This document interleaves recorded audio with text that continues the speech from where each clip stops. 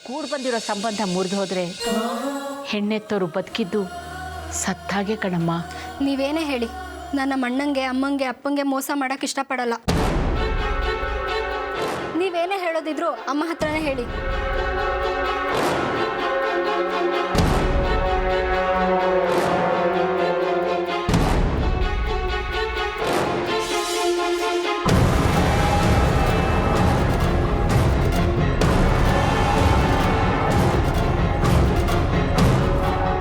ಅಂದ್ರೆ ಲಡ್ಡು ನನ್ನ ಅಂಜಲಿ ಮುಖನ ನೋಡೋಕೆ ಆಗಲ್ವಾ? ಇಲ್ಲ ಜಿಲೇಬಿ, ಅತ್ತೆನೂ ತುಂಬಾ ಪ್ರಯತ್ನ ಪಟ್ರು. ಅಂಜಲಿನೂ ನನ್ನ ಅತ್ತೆ ಕಣ್ಣು ಕಾಣಿಸ್ಕೋಬೇಕು ಅಂತ ಗಣೇಶ ಹತ್ರ ಕೇಳ್ಕೊಂಡ್ಲು. ಆದರೂ ಅಂಜಲಿ ಅತ್ತೆ ಕಣ್ಣು ಕಾಣಲೇ ಇಲ್ಲ. ಅವಳು ನನಗೆ ಮಾತ್ರ ಕಾಣ್ತಾಳ. ಮಕ್ಕಳು ದೇವರ ಸಮಾನ ಅಂತ ಇದಕ್ಕೆ ಹೇಳೋದು. ನಾವು ಪಾಪಿಗಳು, ಅದಕ್ಕೆ ನಾವಳ ಮುಖನ ನೋಡೋದಕ್ಕೆ ಆಗಲ್ಲ. ಆ ಸೌಭಾಗ್ಯನೂ ನಮ್ಗಿಲ್ಲ. ಎಷ್ಟು ಸಲ ಹೇಳಿದ್ದೀನಿ ನಿಂಗೆ ಆ ಲಡ್ಡು ಮೇಲೆ ಒಂದು ಕಣ್ಣಿಟ್ಟಿರು ಅಂತ. ನೋಡಿ ಇವತ್ತೆಂತ ಮನೆ ಕೆಲಸ ಮಾಡಿದ್ದಾನೆ ಅಂತ. ಈ ನಾನೇನ್ರಿ ಮಾಡೋಕ್ಕಾಗುತ್ತೆ? ಈ ಮದುವೆ ಮನೆ ಓಡಾಟ ಬಿಟ್ಟು ಅವನನ್ನ ಕಾಯ್ತಾ ಕುತ್ಕೊಳ್ಳೋಕ್ಕಾಗುತ್ತಾ? ಊತ ಜೊತೆ ಸೇರ್ಕೊಂಡು ಎಲ್ಲೋದ್ನೇನು?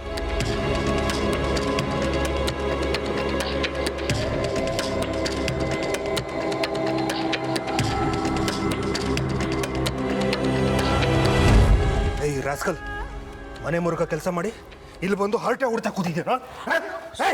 ಅಣ್ಣ, ನೀವಾದ್ರೂ ಹೇಳಿ ಅಕ್ಕ.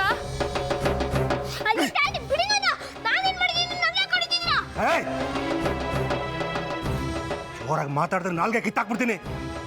ಯಾಕೋ ರಘುಗೆ ಫೋನ್ ಮಾಡ್ದೆ? ಯಾರೋ ಮಾಡಕ್ಕೆ ಹೇಳಿದ್ದು? ಯಾರ್ದೋ ಮಾತು ಕೇಳ್ಕೊಂಡು ನಮ್ಮ ಕಣ್ಣಿಗೆ ಮಣ್ಣರ್ಥ ಕೆಲಸ ಮಾಡ್ತೀನಿ. ಸಾಕ್ಷಿ ಮದುವೆ ಜೊತೆ ನೀನು ತಿತ್ತನಾಗತ್ತೆ. Idiot idiot. ಎಲ್ಲ ಎಲ್ಲ ಮೊಬೈಲ್ ಎಲ್ಲ ಮೊಬೈಲ್ ಎಲ್ಲ ಮೊಬೈಲ ಮೊಬೈಲ್ ಎಲ್ಲ ಮೊಬೈಲ್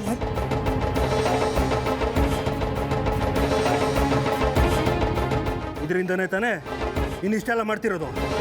ಏನು ಮಾಡ್ತೀನಿ ಗೊತ್ತಾ? ಇದನ್ನ ಏನು ಮಾಡ್ತೀನಿ ಗೊತ್ತಾ?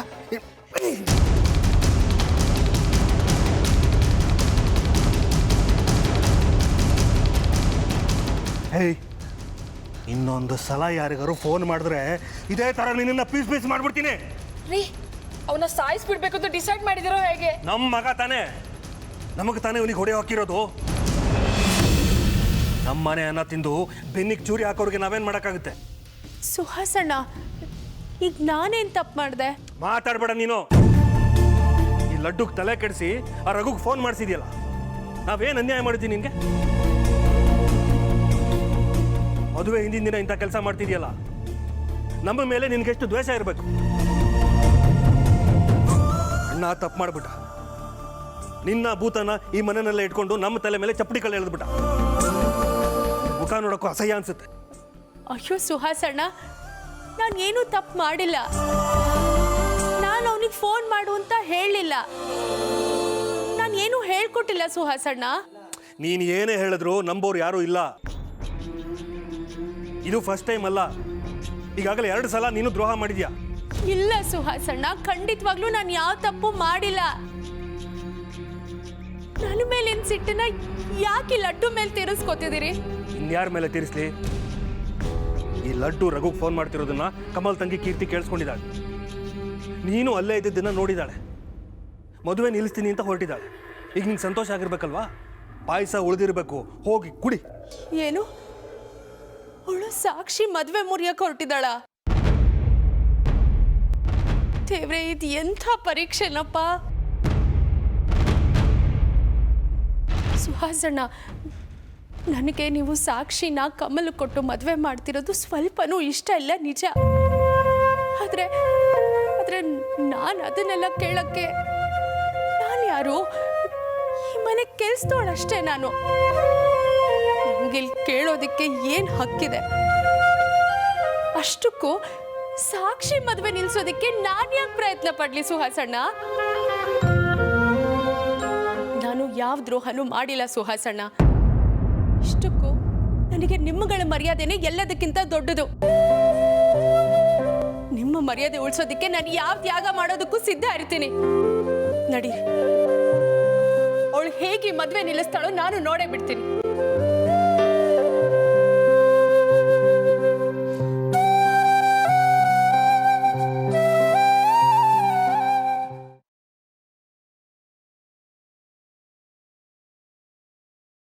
ಅವಳನ್ನ ನಾನು ಮದುವೆ ಆಗಿ ಸುಖದ ಸುಪ್ಪತ್ತಿಗೆ ತೇಲಿಸ್ತೀನಿ ಅಂದ್ಕೊಂಡಿದ್ದೀರಾ?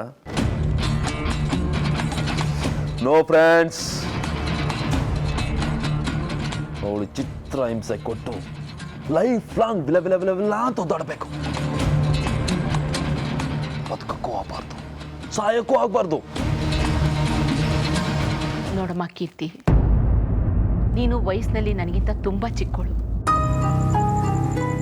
ಆದರೂ ನಿನಗೆ ಕೈ ಮುಗಿದು ಕೇಳ್ಕೊಳ್ತೀನಿ, ನನ್ನ ಮಗಳ ಬಾಳನ್ನ ಹಾಳು ಮಾಡಬೇಡಮ್ಮ. ಅಮ್ಮ ಅವರೇ, ತಪ್ಪೇ ಮಾಡಿಲ್ಲದೆ ನೀವು ಯಾಕೆ ಹೀಗೆ ಕೈ ಮುಗಿತಿದ್ದೀರಿ? ನೀವು ಸುಮ್ಮನೆ ಇರಿ, ಸತ್ಯ ಏನು ಅಂತ ನಾನು ಹೇಳ್ತೀನಿ.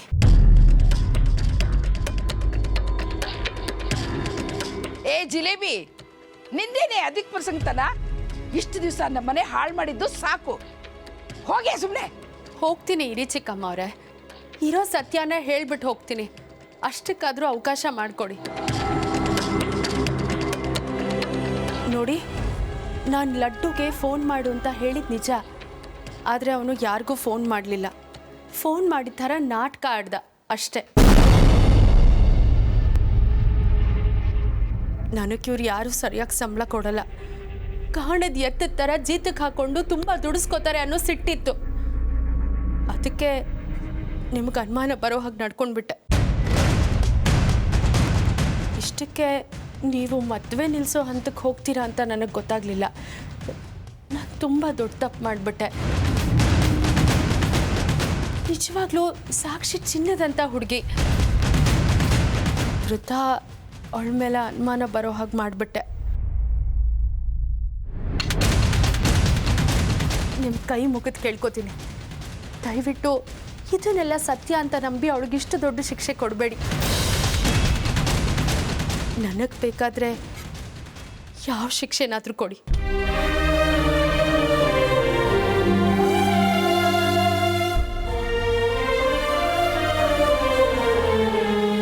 ಚಿಕ್ಕಮ್ಮ, ನಾನೆಂಥ ದೊಡ್ಡ ಅನಾಹುತ ಮಾಡಿಬಿಡ್ತಿದ್ದೆ. ಇದೆಲ್ಲ ನಿಜ ಅಂದ್ಕೊಂಡು ಅಮ್ಮಂಗೆ ಹೇಳ್ಬಿಡ್ತಿದ್ದೆ. ಅನ್ಯಾಯವಾಗಿ ನನ್ನಿಂದ ಮದುವೆ ನಿಂತೋಗ್ತಿತ್ತು. ಅದಕ್ಕೆ ಕೀರ್ತಿ ಪ್ರತ್ಯಕ್ಷವಾಗಿ ಕಂಡ್ರು ಪ್ರಮಾಣಿಸಿ ನೋಡು ಅನ್ನೋದು. ನಿನ್ನ ಸ್ವಾರ್ಥಕ್ಕೋಸ್ಕರ ಒಂದು ಹುಡುಗಿ ಜೀವನ ಹಾಳು ಮಾಡಕ್ಕೆ ಹೊರಟಿದ್ಯಲ್ಲ, ಛೇ, ನಿನ್ನ ಮುಖ ನೋಡೋಕ್ಕೂ ಅಸಹ್ಯ ಆಗುತ್ತೆ. ಸಾರಿ, ನಾನು ಹಿಂದೆ ಮುಂದೆ ಯೋಚನೆ ಮಾಡಿದೆ ಈ ಮದುವೆ ನಿಲ್ಸಕ್ಕೆ ಹೊರಟಿದ್ದೆ. ನಾನು ಅದಕ್ಕೆ ಆಗೋಳ ಕ್ಯಾರೆಕ್ಟರ್ನೇ ಅಸೆಸಿನೇಟ್ ಮಾಡಕ್ಕೆ ನೋಡಿಬಿಟ್ಟೆ. ನಿಮಗೆಲ್ಲ ತುಂಬ ತೊಂದರೆ ಕೊಟ್ಟೆ. ದಯವಿಟ್ಟು ನನಗೆ ಕ್ಷಮಿಸ್ಬಿಡಿ. ಇಲ್ಲಿ ನಡೆದಿದ್ದನ್ನು ಯಾರಿಗೂ ಹೇಳಬೇಡಿ, ನಾನು ಯಾರಿಗೂ ಹೇಳಲ್ಲ. ಬನ್ನಿ ಚಿಕ್ಕಮ್ಮ, ಹೋಗೋಣ.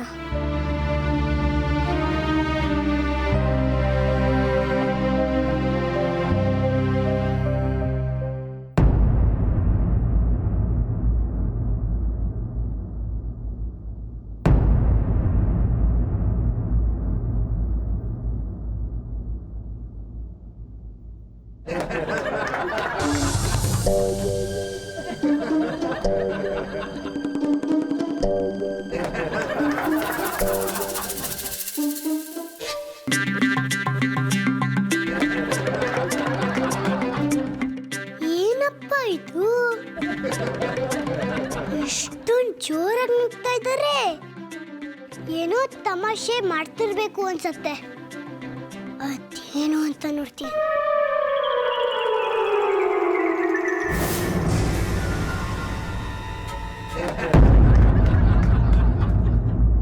Cheers.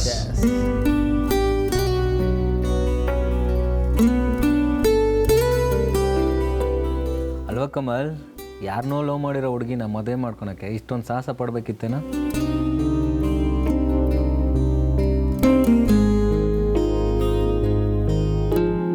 ಹೌದು ಕಣ ಕಮಲ್, ಇವಳೇ ನಿನ್ನ ಲೈಫಲ್ಲಿ ಮೊದಲನೇ ನೋಡ. ನಿನ್ನ ಪಾಲಿಸಿ ಇದ್ದೇ ಇದೆಯಲ್ಲ, ಯೂಸ್ ಅಂಡ್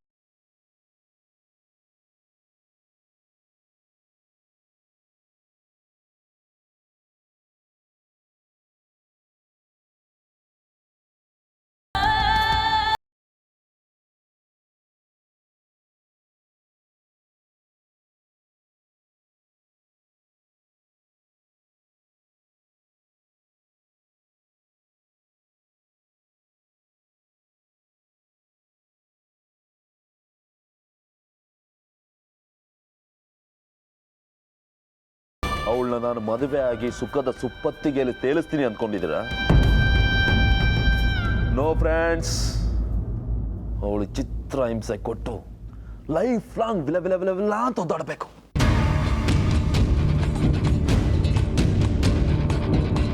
ಬದುಕಕ್ಕೂ ಆಗಬಾರ್ದು, ಸಾಯಕ್ಕೂ ಆಗಬಾರ್ದು. ಆ ರೀತಿ ನರಕ ತೋರಿಸ್ತೀನಿ. ಎಸ್,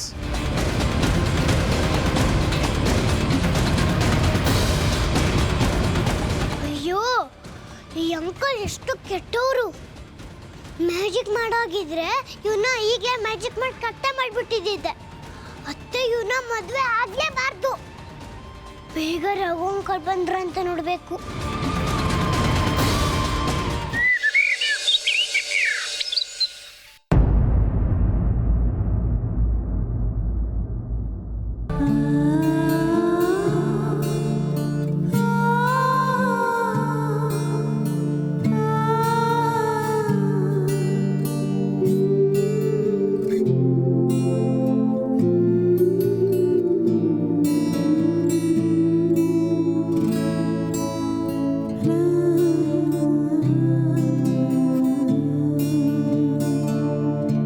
ಸಾಕ್ಷಿ, ಇವತ್ತಿನ ಎಷ್ಟು ಚೆನ್ನಾಗಿ ಕಾಣ್ತಿದ್ಯಾ ಗೊತ್ತಾ? ಹಸೆಮೆಣೆ ಮೇಲೆ ಕಮಲ್ ಬೋಲ್ಡ್ ಆಗಿ ಹೋಗ್ತಾರೆ. ಅವರು ಬೋಲ್ಡ್ ಆಗಿ ಬಿದ್ದೋಗ್ಬೇಕು. ರಘು ಅಂಕಲ್ ತಾನೇ ಸಾಕ್ಷಾತ್ ಮದುವೆ ಆಗೋದು. ರೀ, ಅತ್ತೆಗೆ ಒಂದು ದೃಷ್ಟಿ ಬಟ್ಟಿಡಿ. ಅಮ್ಮ ನನ್ಗೆ ಇರ್ತಾ ಇರಲ್ಲ, ಹಾಗೆ ಇಡಿ.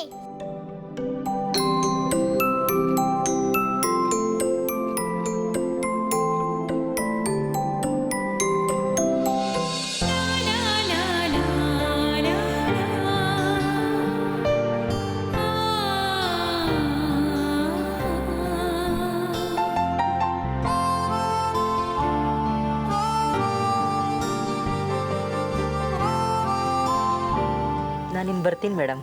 ತುಂಬ ಥ್ಯಾಂಕ್ಸ್. ನಮ್ಮ ಸಾಕ್ಷಿನ ರಾಜ್ಕುಮಾರಿ ಥರ ರೆಡಿ ಮಾಡಿದ್ದೀರಾ.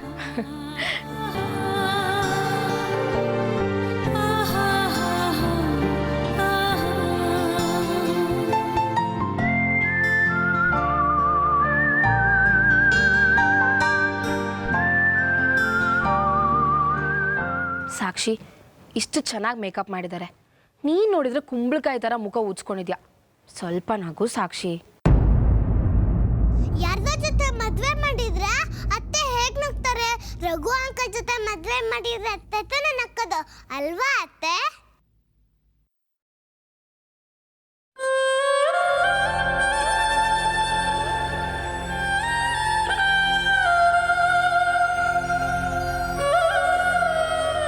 ಏನಿದು ಸಾಕ್ಷಿ, ಮತ್ತೆ ಅಳಕ್ ಸ್ಟಾರ್ಟ್ ಮಾಡಿದ್ಯಲ್ಲ? ನೀನು ಚಿಕ್ಕ ಮಗುನ ಮೇಕಪ್ ಎಲ್ಲ ಹಾಳಾಗ್ತಿದೆ ಕಣೆ. ಹತ್ತು ನಿನ್ ಕಣ್ಣ ಆಗಿರೋದು ನೋಡು.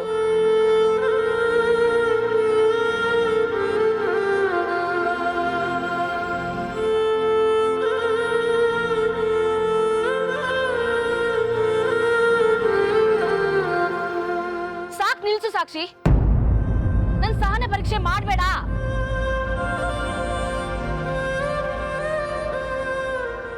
ಆ ಭೂತ ಏನೋ ಮಾಯ ಮಾಡಿ ನಿನ್ನ ಉದ್ಧಾರ ಮಾಡುತ್ತೆ ಅನ್ಕೋಬೇಡ.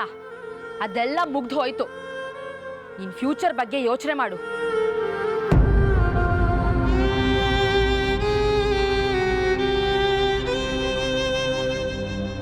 ಗಣೇಶ, ಅತ್ತೆಗೆ ಎಷ್ಟೊಂದು ಕಷ್ಟ ಕೊಡ್ತಾ ಇದ್ದಾರೆ.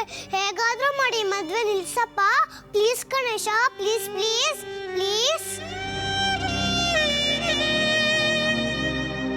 ನೀನೇನು ಮಾಡಬೇಕಪ್ಪ ಅಂತಂದರೆ, ಯಾರಾದರೂ ನಿನ್ನನ್ನು ಆಡ್ಕೋತಾರಲ್ಲ, ಆಡ್ಕೊಂಡಾಗ ಅವ್ರಿಗೆ ನೀನು ಧೈರ್ಯವಾಗಿ ಉತ್ತರ ಕೊಡಬೇಕು.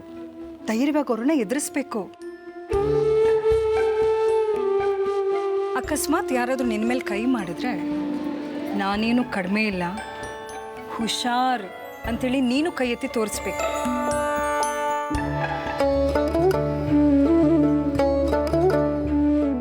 ಈಗ ಗೋಡೆ ಹೊಡೆದ್ರೆ ಚೆಂಡು ವಾಪಸ್ ಬರುತ್ತಲ್ಲ, ಹಾಗೆ.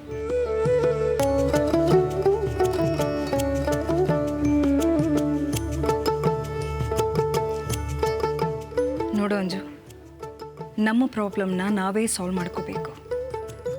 ನಾವು ಯಾರ ಮೇಲೂ ಡಿಪೆಂಡ್ ಆಗಬಾರ್ದು. ಎಲ್ಲ ಟೈಮ್ನಲ್ಲೂ ಎಲ್ಲರೂ ನಮ್ಮ ಜೊತೆಗಿರಲ್ಲ. ಆದರೆ ದೇವರು ಮಾತ್ರ ಖಂಡಿತ ನಮ್ಮ ಜೊತೆಲೇ ಇರ್ತಾನೆ.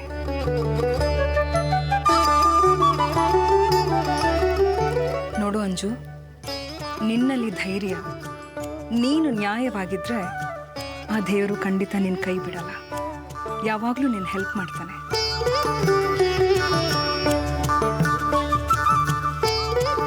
ನೀನಿನ್ ಯಾರಿಗೂ ಹೆದರಲ್ಲ ತಾನೆ?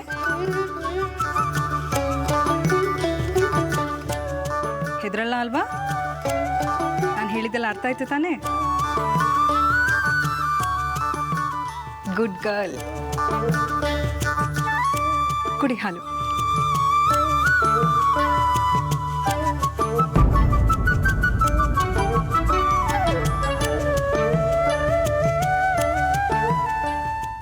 ನಾನಿನ್ ಸುಮ್ಮನೆ ಇರಲ್ಲ ಅಷ್ಟೇ. ಈ ಲಡ್ಡು ಅಮ್ಮ ಪಾಪ ಅತ್ತ ಎಷ್ಟೊಂದು ಬೈತಾ ಇದ್ದಾರೆ. ಇಲ್ಲೇ ಸ್ಟ್ಯಾಚ್ಯೂ ಮಾಡ್ಬಿಡೋಣ ಅಂತತ್ತೆ. ಆದ್ರೆ ಏನ್ ಮಾಡೋದು, ಮ್ಯಾಜಿಕ್ ಮಾಡೋಂಗಿಲ್ವಲ್ಲ. ಸಾಕ್ಷಿ ಸಾಕ್ಷಿ, ಅಲಂಕಾರ ಎಲ್ಲ ಮುಗೀತಾ? ಪುರೋಹಿತರು ಮಂಟಪಕ್ಕೆ ಕರ್ಕೊಂಡು ಬಾ ಅಂತ ಹೇಳ್ತಾ ಇದ್ದಾರೆ. ಅಲಂಕಾರ ಮುಗ್ದು ಯಾವುದೋ ಕಾಲ ಆಗೋಯ್ತು. ಹತ್ತು ಎಲ್ಲ ಹಾಳು ಮಾಡ್ಕೋತಿದ್ದಾಳೆ. ಈ ಅವಸ್ಥೆಯಲ್ಲಿ ಹೇಗೆ ಮಂಟಪ ಕರ್ಕೊಂಡು ಹೋಗೋದು? ನಾನು ಎಲ್ಲಿಗೂ ಬರಲ್ಲ. ಪ್ಲೀಸ್ ನನ್ನ ಒಂಟಿಯಾಗ್ಬಿಟ್ಟು ಎಲ್ಲರೂ ಹೊರಟು ಹೋಗಿ. ಬಿಟ್ಟು ಹೋಗೋದಲ್ಲ, ಇದಕ್ಕೆ 4 ಬಿಟ್ಟು ಎಲ್ಕೊಂಡು ಹೋಗ್ತೀವಿ. ಬಾಯಿ ಮುಚ್ಕೊಂಡು ಹೇಳೆ. ಏ ಸಿಂಧು, ಏನು ಮಾಡ್ತಿದ್ಯಾ? ಇಷ್ಟೊಂದು ತಾಳ್ಮೆ ಕಳ್ಕೊಂಡ್ರೆ ಹೇಗೆ? ಮತ್ತಿನ್ನೇನು ಮಾಡೋದಕ್ಕ? 1 ಗಂಟೆಯಿಂದ ಸಮಾಧಾನ ಮಾಡ್ತೇನೆ ಇದ್ದೀನಿ. ಹೀಗೆ ಅಳ್ತಾ ಇದ್ರೆ ಹಸಮನೆಗೆ ಹೇಗೆ ಕರ್ಕೊಂಡು ಹೋಗೋದು ಹೇಳಿ? ನೋಡ್ದವ್ರು ಏನು ಅಂದ್ಕೊಳ್ಳಲ್ಲ. ಇದೆಲ್ಲ ನಾಟಕ. ಹತ್ತು ಕರೆದು ಗೋಳಾಡಿದ್ರೆ ನಾವು ಬಿಟ್ಬಿಡ್ತೀವಾ? ಏ ಸಾಕ್ಷಿ, ಅತ್ರೆ ನಾವು ಬಿಟ್ಬಿಡ್ತೀವಿ ಅಂತ ತಿಳ್ಕೊಂಡಿದ್ಯಾ? ಯಾವ ಭೂತನೂ ಬಂದು ನಿನ್ ರಾಜ್ಕುಮಾರ್ ಅಂತಂದು ಮುಂದೆ ನಿಲ್ಸಲ್ಲ. ಹೇಳು. ಬಿಡಿ ಅತ್ತನ, ಅತ್ತೆ ಕೊಡ್ರೆ ಆಮೇಲೆ ನಾನು ಸುಮ್ಮನೆ ಇರಲ್ಲ. ಅಮ್ಮ ಬೇಡಮ್ಮ, ಬಿಡಿ ಅವಳನ್ನ. ನೀವು ದೊಡ್ಡವರು, ನೀವೇ ಹೀಗೆ ತಾಳ್ಮೆ ಕಳ್ಕೊಂಡ್ರೆ ಹೇಗೆ? ಸಾಕ್ಷಿ ಈಗಾಗಲೇ ತುಂಬ ನೊಂದಿದ್ದಾಳೆ. ಅವಳಿಗಿನ್ನೂ ಹಿಂಸೆ ಕೊಡೋದು ಬೇಡ. ನೀವು ಹೋಗಿಮ್ಮ, ನಾನು ಅವಳಿಗೆ ಸಮಾಧಾನ ಮಾಡಿ ಕರ್ಕೊಂಡು ಬರ್ತೀನಿ.